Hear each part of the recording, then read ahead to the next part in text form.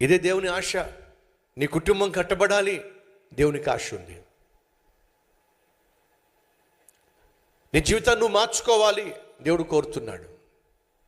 నీ పాపిష్టి జీవితాన్ని విడిచిపెట్టి నువ్వు పరిశుద్ధంగా జీవించడం వల్ల నీ కుటుంబం ఆశీర్వదించబడాలి, దేవుడు ఆశిస్తున్నాడు.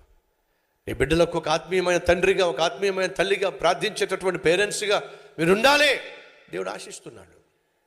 అడుక్కునేవాడిగా కాకుండా అనేక మందికి అండగా నిలబడాలని, ఆశీర్వాదంగా ఉండాలని దేవుడు ఆశిస్తున్నాడు. ఎప్పుడు చూసినా మంచం మీద పడి ఉండేటటువంటి స్థితిలో కాకుండా ఆరోగ్యంగానూ ఉండాలి, దేవుడు ఆశిస్తున్నాడు. కానీ దేవుడు ఆశించినట్టుగా నీ జీవితంలో జరగటల్లా.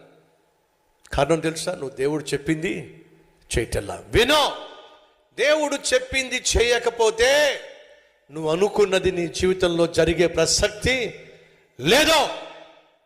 దేవుడు చెప్పింది చేయకపోతే అనుకున్నది జరగదా? జరగదు. ఆశించింది పొందలేవా? పొందలేవు. అట్టడుగు స్థాయికి పోవాల్సిందేనా? ఖచ్చితంగా పోవాల్సిందే.